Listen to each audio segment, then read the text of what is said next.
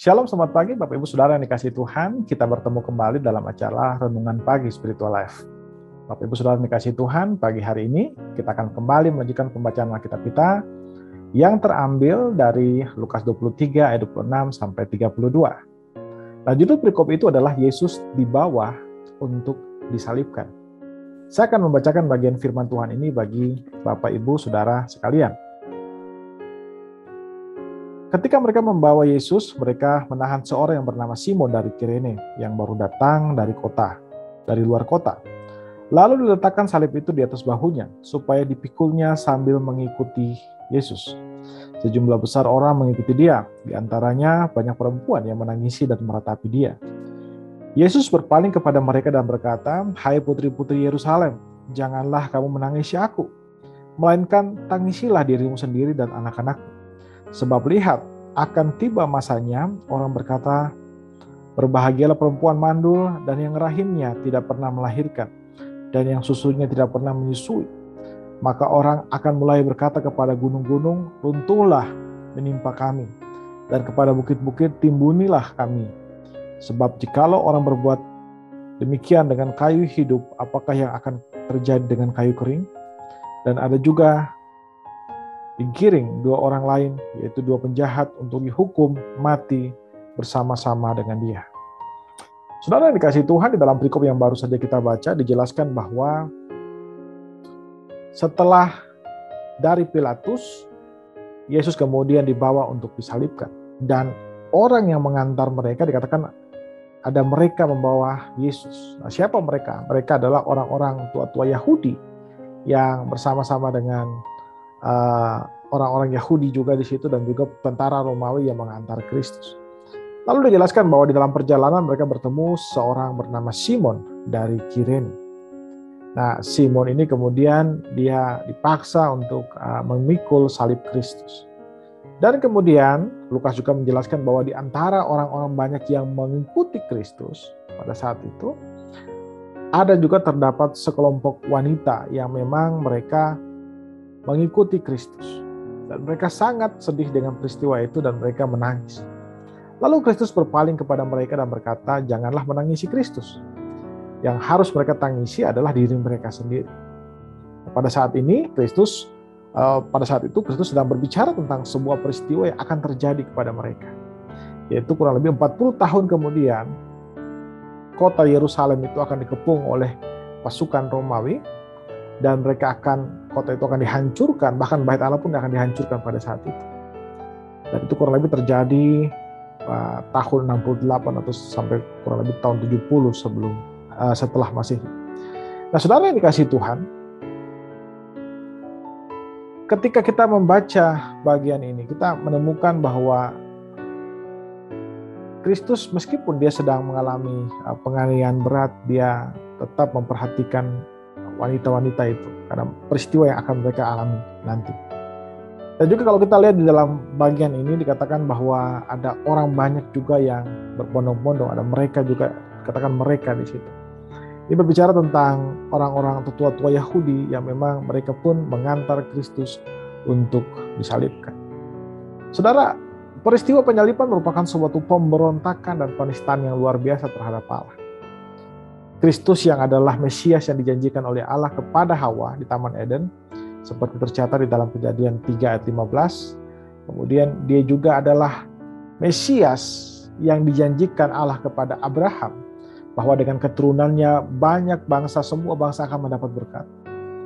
Kristus juga adalah Mesias yang dijanjikan oleh Allah kepada bangsa Israel melalui Musa, bahwa dari keluarganya, saudara-saudaranya itu akan muncul seorang nabi. Kristus juga adalah Mesias yang dijanjikan Allah kepada bangsa Israel ketika mereka di dalam pembuangan. Nabi-nabi berbicara tentang Mesias yang akan memulihkan kerajaan Israel. Namun ironisnya adalah ketika Mesias yang dijanjikan Allah itu datang, orang Israel itu malah menolak, bahkan menyalibkan dia. Saudara lihat bahwa ketika orang Israel itu menyalibkan Yesus, mereka sedang ada di dalam penjajahan bangsa Romawi. Mereka berdoa supaya Mesias datang membebaskan mereka. Tapi ketika Mesias datang, mereka bahkan menangkap Mesias dengan segala tipu daya mereka, dan kemudian mereka menyerahkan Mesias itu kepada orang Romawi, orang-orang yang tidak mengenal Allah. Betapa ngerinya pemberontakan itu. Hadiah yang diberikan Tuhan kepada mereka dibuang oleh mereka kepada bangsa-bangsa yang tidak mengenal Allah. Nah, saudara, ketika kita membaca bagian ini, tentu kita akan merasa sangat sedih dan merasa bahwa ini sesuatu yang sangat disayangkan. Tapi itulah yang terjadi ketika kita mulai menghakimi rencana Allah melalui rencana kita dengan kacamata kehendak kita.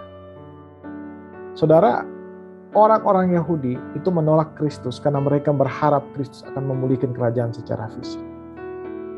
Dan mungkin juga di antara mereka, orang-orang khususnya tua-tua itu, mereka merasa nyaman dengan posisi yang sudah mereka dapatkan. Karena pada saat itu, kerajaan Romawi cukup memberikan kepada mereka posisi yang menyenangkan bagi mereka. Tapi itu yang terjadi ketika kita menghakimi rencana Tuhan dengan pengetahuan kita. Karena itu saudara, dalam renungan pagi hari ini saya mengajak kita untuk marilah kita merendahkan hati kita untuk percaya kepada rencana Allah yang Maha Tahu. Seringkali kita pun sama dengan tua-tua Yahudi itu. Kita melakukan hal yang sama dengan mereka. Kita menghakimi rencana Allah. Kita berdoa meminta Allah untuk melakukan kehendak-Nya atas kita. Kita berdoa supaya bukan kehendak kita yang jadi, tapi kehendak Allah yang jadi. Tapi ketika Allah melakukan kehendak-Nya, Allah menyatakan rencananya, dan rencana itu tidak sesuai dengan apa yang kita inginkan, maka yang kita lakukan adalah kita menolak. Kita merasa bahwa Tuhan itu tidak adil. Kita mengeluh akan keputusannya, seolah-olah kita lebih tahu daripada Dia. Saudara yang dikasihi Tuhan, melalui firman Tuhan pagi hari ini, kita diajak untuk mari kita mulai taat kepada kehendak Tuhan. Kita belajar untuk tunduk kepada apa yang menjadi kehendak. Dan kita berusaha untuk menaklukkan segala egoisme kita, keinginan kita untuk selalu menjadi pusat dari segala sesuatu. Belajar tunduk kepada Allah yang merupakan pusat dari segala sesuatu. Percayalah kepada kehendak Tuhan. Percayalah kepada kemahatauan. Percayalah kepada kemahakuasaan. Dan itu akan membuat kita bisa menjalani kehidupan kita dengan lebih tenang. Meskipun ada begitu banyak tantangan yang kita hadapi. Saudara dikasih Tuhan, mari kita ambil waktu sejenak untuk merenungkan firman Tuhan yang baru saja kita dengarkan. Saudara, apakah akhir-akhir ini saudara sedang menolak rencana Tuhan atas hidup saudara? Marilah kita mengambil waktu sejenak untuk mendoakan hal tersebut. Berdoalah untuk meminta anugerah Allah agar memampukan saudara untuk percaya kepada kehendak.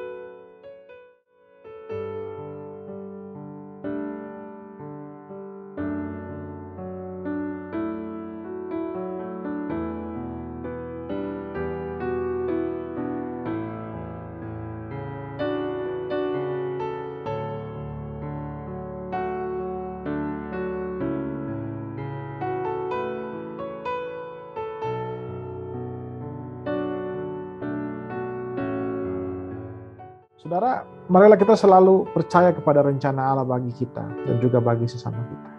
Mari kita tundukkan kepala, kita berdoa. Ya Tuhan Allah Bapa kami bersyukur buat kasih dan setia-Mu kepada kami. Terima kasih buat penyertaan-Mu dalam istirahat malam dan pagi hari ini kami boleh bangun dengan segala yang baru. Itu hanya karena kasih karunia-Mu Tuhan kepada kami. Dan Bapa, sekarang kami akan menjalankan kehidupan kami, melakukan aktivitas kami berdoa supaya Engkau berikan kepada kami kemampuan, berikan kepada kami kekuatan untuk bisa menjalani kehidupan kami sesuai dengan kehendak-Mu Tuhan.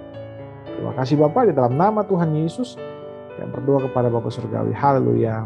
Amin. Amin. Bapak Ibu Saudara dikasihi Tuhan, selamat pagi, selamat beraktivitas, dan Tuhan Yesus memberkati kita semua.